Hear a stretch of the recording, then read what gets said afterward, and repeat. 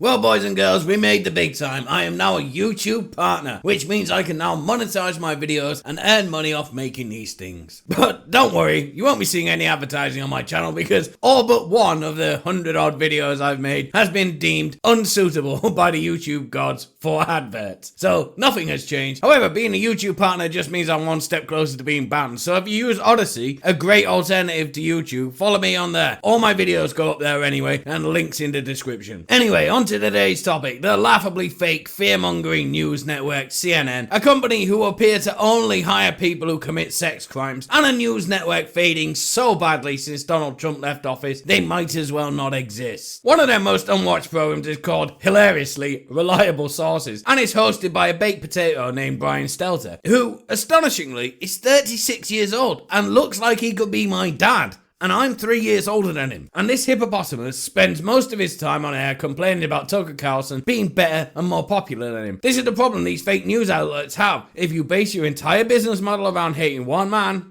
Trump, then once he's gone, you need a new boogeyman, and you end up getting desperate like tons of fun Brian has. I mean, he could report on real issues like why all his co-workers are committing sex crimes like it's going out of fashion. People would watch that. But no, laziness is the game at CNN. But when he's not being incredibly upset, people actually watch Tucker's show and not his. He has another idiot on his show called Oliver Darcy, and they sit and rant about how bad they are at their jobs, and no one watches them. Let's listen to this clip. It's in the Reliable Sources newsletter. Here's a big, overly broad question for you, okay? Is the media at this point out of touch with the public about COVID?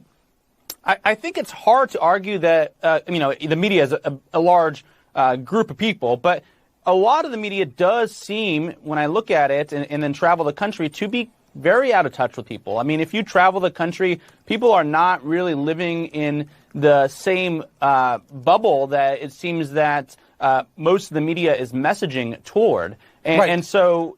Yeah, and so I think this is an issue because if people are tuning out what's going on in cable news, if we're not messaging toward the general population, they're just, ignoring everything and living their lives, and we're not really getting the information that they need to them.